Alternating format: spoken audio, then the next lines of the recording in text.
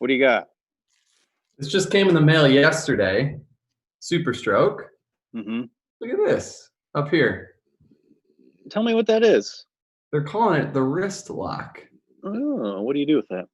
Okay, so left, so it goes like this, right?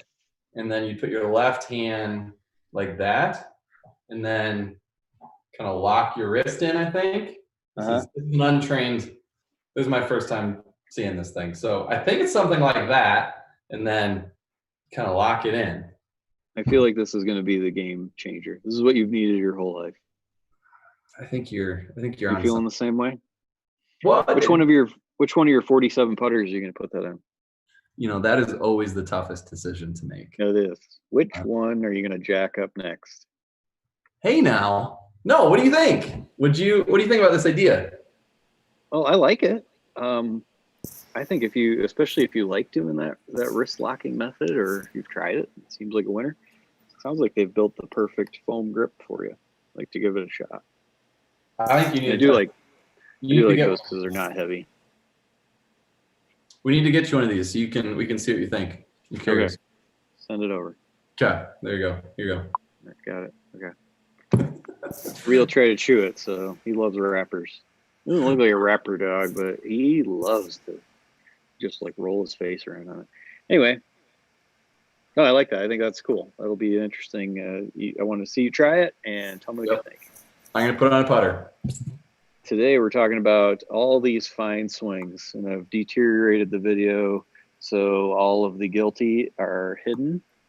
But what do you think of these follow-throughs, Cordy? I don't like them particularly. No? I see a lot of this one right here in particular is one of my favorites, the famous pointer dog look. Yes. Yep. Sticking your nose out, aiming down the fairway. So I wanted to talk about something like I think this is the very first skill you should learn as a golfer. So you can start in many different places, but I do want to explain why the follow through is so important and why getting to a spot where your right arm is parallel to the ground, like all these fine people have, and the significance of how you're going to move as you get there and why that's so important. So you don't look like that pointer dog look. Really starts with like kind of this picture here. We talk about how every tour player's swing is different. We're going to take a nice little stab at that today. But first, here's the concept. This is an image from Gears. It's a motion capture. So that's why you see the avatar. You're marking yourself up and the club up, and then you make a swing, and it really measures exactly what you did to within like the width of a piece of paper. So it's very accurate. The highlighted area that the red arrows are drawn to, that would be wherever you would put the middle of the grip, or about where your hands come together on the shaft. That's what that is tracing. So you can see how from this point on, all the way up to where this person's at now, how that rises. It doesn't continue to go down at all from here before going up. It's just at this point in time, that's where it goes up. And this green arrow is where impact is. So that's where the shaft and the ball actually came into alignment at impact. So you can see how the middle of the grip starts to rise before you hit impact. Good with that so far? Got it. Okay, let's get to the good pictures. So while we talk about all the time how all these tour players, or at least we talked about it last week, these tour players have different looking swings. Totally agree with that. Can't argue. We spent an ad nauseum amount of time talking about how the top of the backswing looked different. Yep. With Matt Wolff, Dustin Johnson. Shaft is in a different spot. How they move their arms is different. But let's get to what they actually do the same, because I think that's the more critical part of all this. So first, how about we put up a few images? Here's Dustin Johnson. Let's start with Jon Rahm, since I've got him first on my list. I stopped this on the gear system when the middle of the grip was beginning to hit its lowest point to the ground. So this is on the way down. Middle of the grip is as close to the turf as it's going to get, and then from there it starts to go up. So there's your image. Good with that one? Yep. Okay, that's Jon Rahm. Here's Rickie Fowler. You notice how the club head in both of these pictures, I'll go back up to Jon Rahm, where that's at. It's bisecting. We draw a little bit of an arrow in here, somewhere right around the top of his right thigh, his trail thigh, where the grip is before it starts to go upward. Here's Rickie Fowler, about the same point in time, and this is well before he's about to hit the golf ball. Dustin Johnson, about the same time, right thigh, middle of the grip begins to rise. Rory McIlroy, middle of the grip, starts to rise right around his right thigh. You see how all those are very similar? Yep. Okay, it's the start of a pattern. Okay. Now let me show you how that works the rest of the way. So all of them do it, and let's even do Jamie Sedlowski. Here's the longest hitter in golf. Middle of the grip near his right thigh, and then it has to start to rise. Well, I've yet to ever hear someone say that the first thing you should learn is how to do the follow through when you learn to play golf or when you're struggling. I think this is usually the biggest problem people have, that they don't really understand how to move through the ball. So understanding this pattern, this is where the grip needs to get the lowest. And now somehow you have to make it rise, as you can see on this trend in here. These guys do that. This part's important because this is why you need to do that. So on the way down, I'm saying the lowest point of the grip is somewhere right around here, and then it starts to go upward. You need that because as you make your backswing, it started to address, take away the golf ball and the look of me even standing on the ground. I have an angle between the shaft and my left arm. On the way back, that changes. It almost goes to 90 degrees. Yep. That's what you do at the top of the swing. Then on the way down, most people tend to actually increase or decrease that angle even more. So now the angle between my left forearm and the shaft is, say, closer to 70 degrees. That's about how I'd model it out when your left arm's parallel to the ground. Okay, but you don't keep it that way. On the way down the rest of the way, it starts to, you uncock your wrist, you ulnar deviate, you start to make that angle between your left arm and the shaft greater and greater and greater. So now I've got a pretty obtuse angle in here. You do that because there's some element of swinging faster that way that lets the club head start moving quicker as that comes out. Now, a lot of people do this way too soon, so that's maybe for another day, but it is changing. And you might notice, too, that as I continue to do this, how much further the club gets away from me. So as I'm uncocking my wrists like this and ultimately hitting a ball about where my wrists were when they started at address, the distance the club is from me is getting greater. So before I hit the golf ball to help counteract that, the middle of the grip needs to start to go upward to accommodate that extra length that you're adding to the stroke. Good so far? Yep. So if at the bottom of the swing, I had the shaft parallel to the ground or a little past it, like you saw those people, and I didn't raise it up at all, the club is too close to the ground. And ultimately, if my hand was the golf ball where I want to hit, I would start hitting so far behind it that I couldn't even hit the golf ball first. Not to mention the angle that my club is going down will be tremendously down. So that's the significance of how to do that. You're essentially doing like a smaller version of what I am. The club's really close to the ground. As you uncock your wrists, you raise the grip end up, and that's what shallows out the hit. Best players do that well and do it the fastest. Those are the people that I'm showing you. But the pattern is pretty much always the same. Right about when the middle of the grip gets past, just past parallel to the ground, that's when the butt end of the club has to start going up. The middle of the grip has to start going up. You have to do something different. So let me ask you this. I would argue that a lot of golfers have really poor low point control. It's a skill that they do not have, right? Correct. Yep. What part of that puzzle do most people miss then? Do they miss or which piece? You just tell me that. Yeah. Yeah. Okay. Good question. So first one, or the actual answer, I would say, is that they don't have the grip end of the club far enough forward at impact, and they don't have it rising enough. So it's a combination of both of these things. So because I would say I maybe you disagree, but I don't know if there's a trend if more people hit it fat or thin, but they just have poor control in general of where their low point is, right? Or do you see a trend if more people hit it fat or people hit it thin? No, I think that's great. So here's let's go maybe back to these beers images. I can do the same thing here. Okay, here's your move. Harvey's over here snorting, so it's not me if you hear it. I'm trying not to kick over my track lady there. Okay, so when the grip end of the club gets this close to the ground, this is when the butt or the middle of the grip needs to start to rise. The way that you do that is by physically straightening your legs, straightening your ankles, pushing your hips towards the target, and starting to extend your thorax and everything underneath where you can't see my head. That all has to start to straighten. and you do that before you hit, and that's what helps you push the butt end of the club more forward, so it's forward enough when you hit, and also makes it rise to alleviate that low point problem, or the radius of my swing, how much further the club's getting away from me on that little small section of the swing from right here on through the ball. So learning how to not look like a pointer dog where you're bent forward, and to help you alleviate the ground contact that was coming early, like that is one way to do it. On the way down, you can basically align yourself like all those tour players you saw, but to help you not hit the ground, people stay bent forward and start pulling their elbows further away from them, like you're holding a putter. Your left wrist extends, and then you end up looking like the pointer dog look that we saw before. Gotcha. So that would be the worst way to do it, and that's what all of those poor golfers are doing. Now, meanwhile, the better ones are putting the grip into the club here, and then you see that PGA Tour finish that everyone has on TV. That is a pretty critical part of that.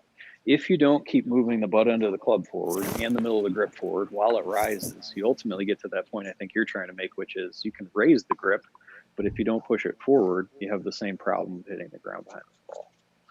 This even happens to like some of the best tour players. But going even a step further, this one is Bryce and Shambo. So I'm going to take him all the way through to where his right arm is parallel to the ground, and I want to watch a couple trends with you. He's got the same thing. Middle of the grip's about where his right thigh is. It's going to start to go up. The measurement on here I want to pay attention to is the flex of his elbows. So he's got his left elbow is flexed about 21 degrees. So maybe I'll just demonstrate that like this. His right elbow is flexed more. It's closer to 50 degrees. Hard for me to do both of those at the same time, but something-ish like that. Let's go to the next frame. This is when he hits the golf ball. His left elbow went from 20 degrees to 16 degrees. It's straightening, straightened out 5 degrees in there. His right elbow went from 52 to 35. Both of them are straightening. That is pretty typical of every single PGA Tour player that I've been able to measure on years so far that I've seen, is that the both of their arms are straightening on that little small part of the swing where I'm trying to describe the grip needs to start going up. So you got another problem in here, Cordy. You have the club uncocking in your wrists. You have the elbows straightening. Everything's trying to get longer and further away from you. So that's where it becomes so critical to learn to move yourself backward while you keep turning through the shot so that you can accommodate both of those things. If you don't know how to do that right away, you have given yourself zero chance to go out there and hit the ground in the right spot and start hitting the ball far. You've eliminated it all. You have no shot.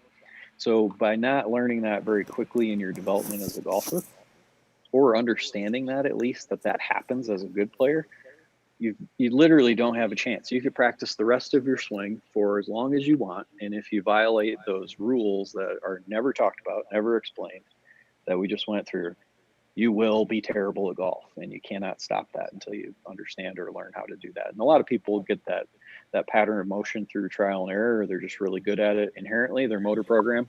They make a swing and they just do it very well, but most people don't do this very well. That's why I showed that image just in the very beginning.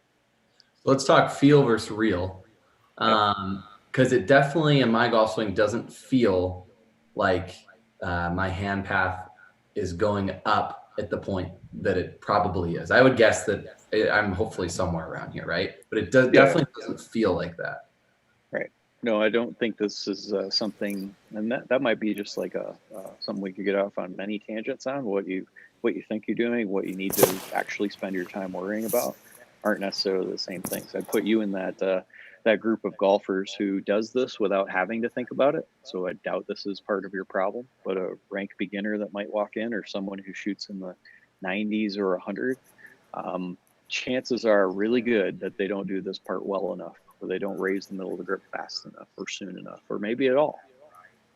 So that's where it becomes important. It's not for just your best golfers, although they can struggle with this too. And we'll look at some tour player friends of mine that practice doing this better. It seems counterintuitive, right? Because most, average golfers can't compress a golf ball, right? And when you think about like, how am I really going to compress a golf ball and cover it? I can use all these like great terms, right? Like I got to cover, compress I get it. Yeah. And like you're not thinking about my hand path needs to be coming up at that point, right? Is this just driver, or is this also irons? Maybe that's a question. This is all of them. All of them. Okay. Every single club. So quick refresher. Let's watch the elbow flex here. 20 degrees with the left elbow. Okay. Next frame, 16 degrees with the left elbow. Here we are after impact. Here's the shaft. You can see it's traveled the club head's traveled a couple feet after impact, and the left elbow and the right elbow, I stopped talking about the right, but both of them are straightening out. So that would be something that if you're struggling with hitting the ground, first thing I would do is tell you to keep trying to hit these shots, and then into your follow through, try to keep your arms relatively rigid, straight. It's really hard on these measurement systems to actually get 0 degrees of elbow flex, because even as my arm is as straight as I can get it, I still have some degree where my bicep and the rest of the tendons in here aren't actually letting me straighten out my humerus relative to my forearm all the way. I still have a degree of bend, even though I'm trying to keep it as straight as I can. That's what I would attest to Bryce and Shambo in this picture, whose left arm is measured at 9 degrees of flex. It is basically as straight as he can keep it. But the golfers that we see who come in and struggle all the time, as they get to a point in time where their arms should be straightening, they're actually using a different pattern of flexing their elbows, and then that's shrinking up the distance they are from the ball and making it harder to swing fast that way and hitting a lot of the top shots that you see. So it's the combo of bend yourself backward, straighten your arms out, and then don't be nervous about, in the follow through, just continuing to stretch the shaft out away from you as opposed to bending it towards you really quickly.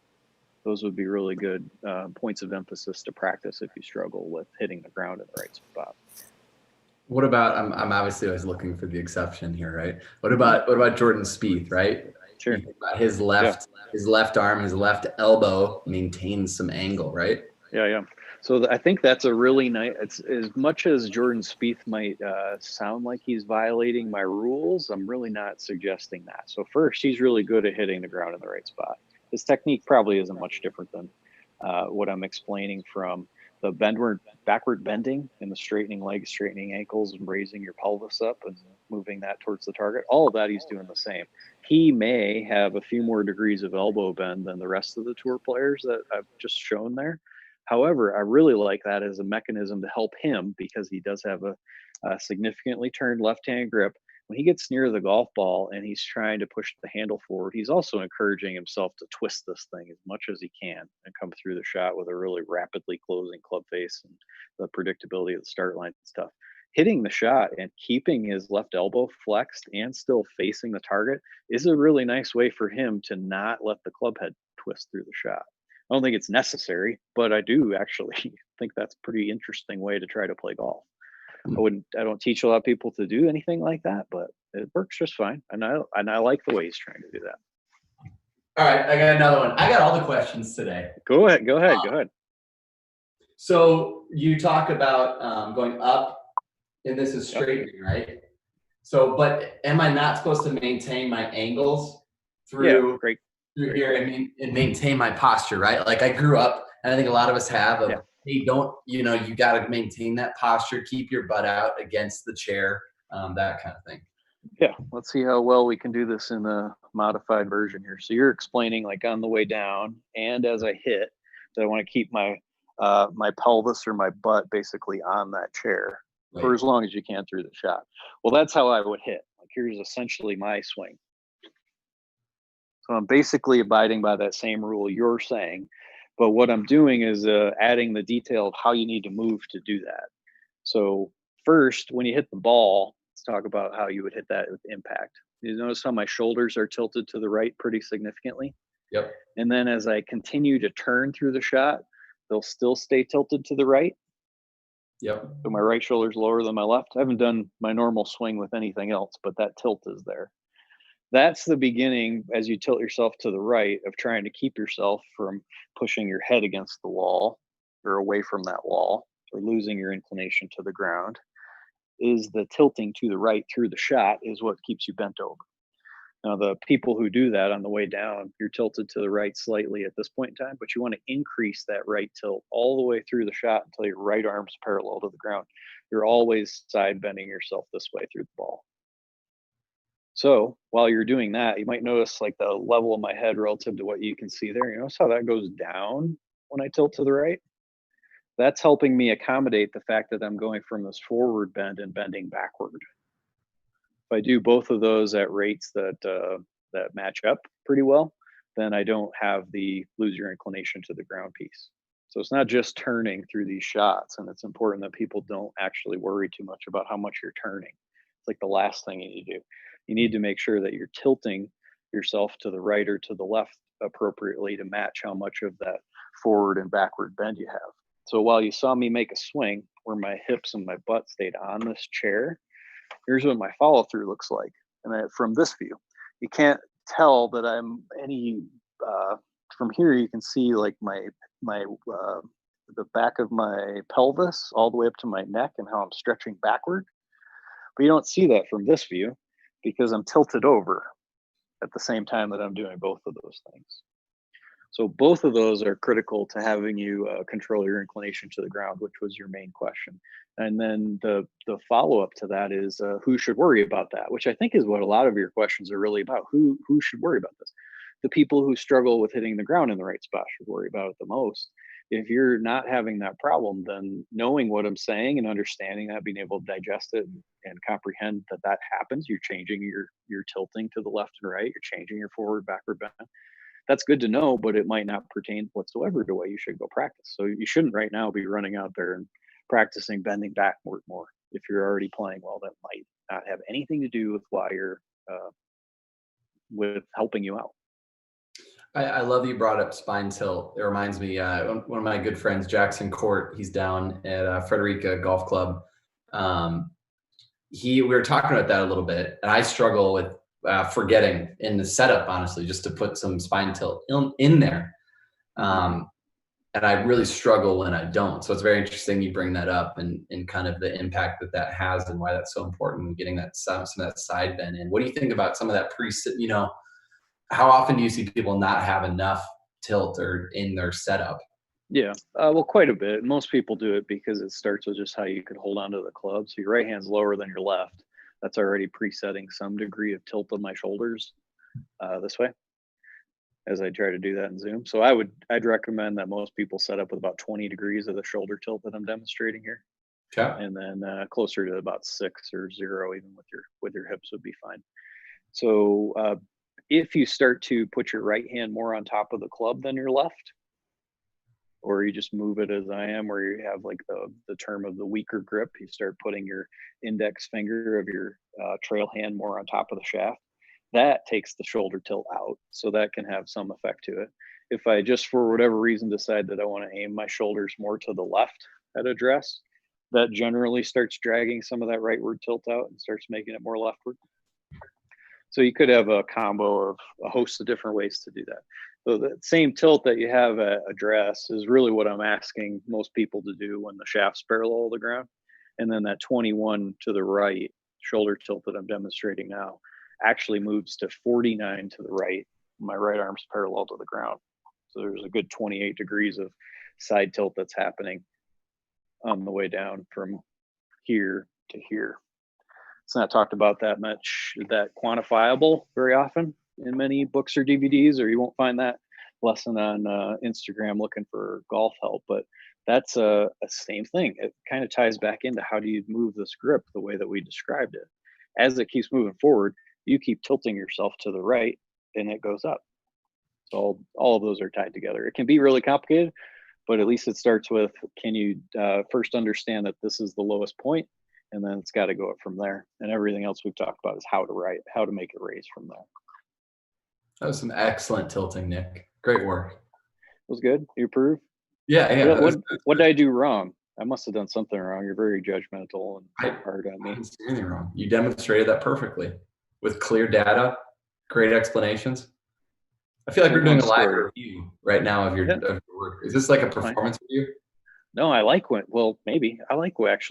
people ask me all these questions. I don't get to talk about golf in that sort of detail enough. And even now I'm starting to drop some words as I don't think about this nearly as much as I have in the past. So it's fun to talk about the actual measurements and how they happen and where you want to put this grip and why it moves a certain way.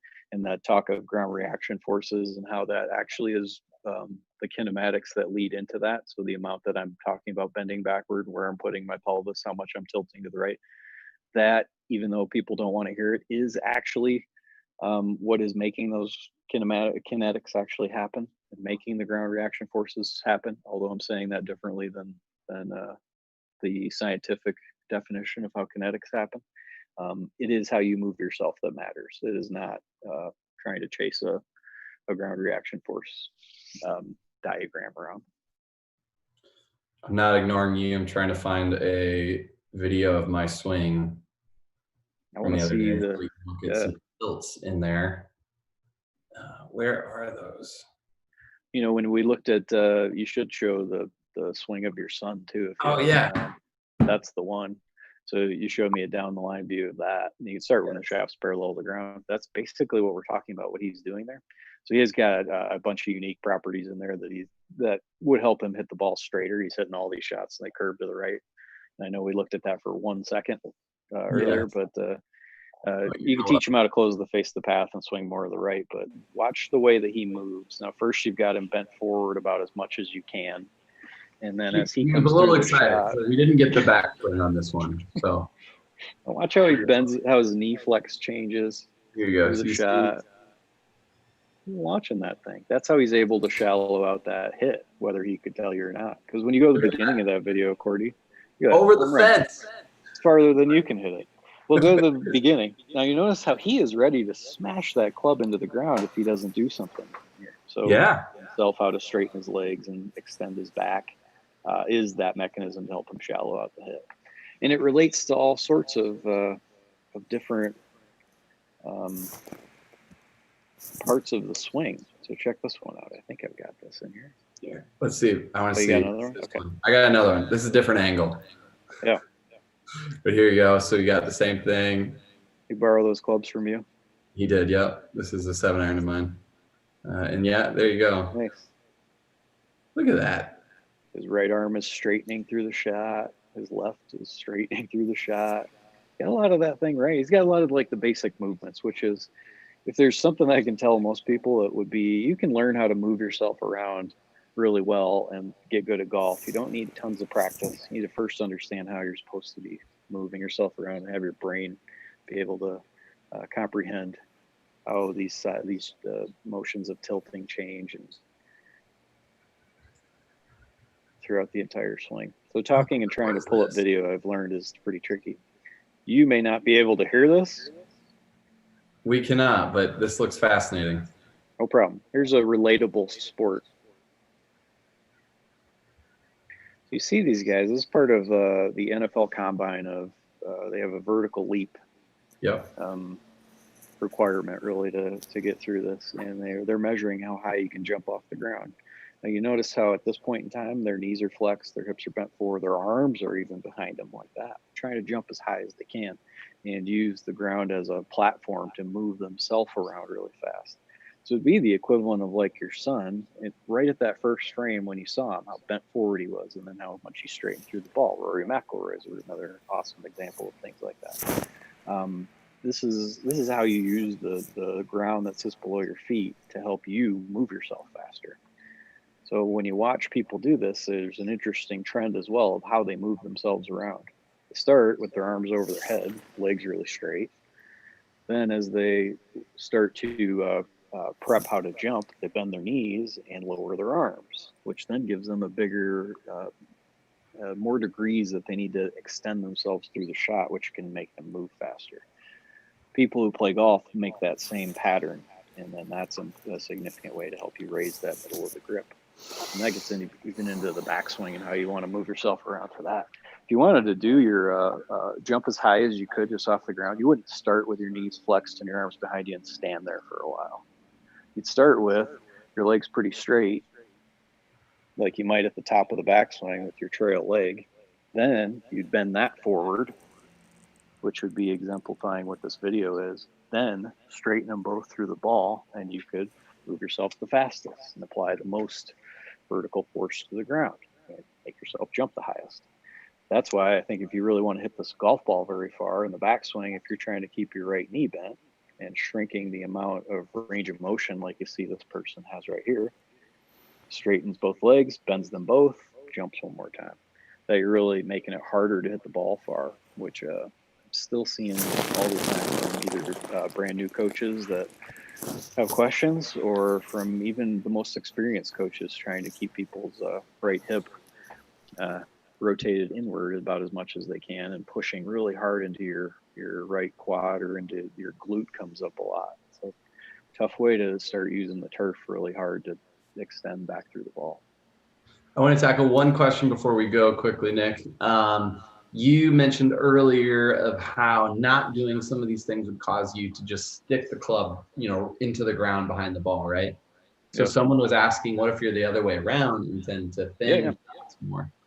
Great question. Oh, if you're hitting the ball thin, you could still have the same problem. You could do the golf tech students I showed in the first video, which is flex your elbow, extend your wrist.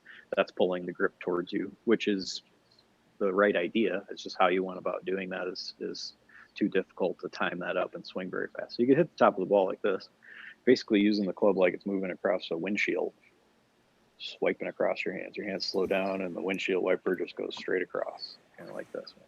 So when you're driving, you can think of it as that analogy. If you do hit I think that what you're really asking is what if you start to raise the grip up too soon, or you bend yourself backward too soon? Well, that isn't you still do the same thing we talked about. You have to realize that you didn't get the grip end of the club close enough to the ground, maybe long enough to the ground before you started to bend backward. There's an appropriate time to do that. And you don't want to start bending your shoulders back until the shaft's parallel to the ground or pretty close to that. There aren't too many players that do it different than that. But I do see the early extender people that claim to have that problem, where they get to the top of their swing and start to bend back too soon. And then that can make it hard to hit the ground in the right spot. The error that those people are making is not bending forward long enough. The extending part is correct. You're still supposed to do that. Just don't have the timing and the organization in their downswing of when to do that right. Awesome. I think that's a good one to end on, Nick. This was a great chat. Thanks for tackling all my questions. I appreciate it. You're doing awesome, Cordy. All your questions are good. I still appreciate those things, man. And we got to see your new grip. So now you're going to be like Ben Crenshaw or Brad Faxon out there rolling putts. I can't wait. The problem is, what putter does this go on? That is always the biggest issue, I'll be honest. What are you leaning towards? I don't know. Do we go? Okay, here you go. This Harvey will help you decide. This would be a cool idea. So this is a Scotty Cameron. I don't know what this is. What is it? 5CB. I've got the stability shaft in here. Mm-hmm. And then we go the wrist lock on the end. Just be like, well, look at that. That would be wild, right? What do you think, Harvey? What do you think? Do we just go all the tech and just throw it all in one? Oh, okay, there we go. He agrees. Yeah, you should totally do that. A little stability shaft and a wrist lock. I don't know. That would be a combo of some sorts. Are you gonna go play? Go play golf and tell us how it is tomorrow. I'm gonna go. Yeah. I don't know if next week I'll give you some feedback. How about that? Okay, I'm ready. So let's do this again tomorrow. What do we? You got Luke tomorrow? We got Luke Curtinine of golf.com coming on. He's gonna hang out. We're gonna talk some trends in golf instruction and interesting bits and bobs from around this landscape.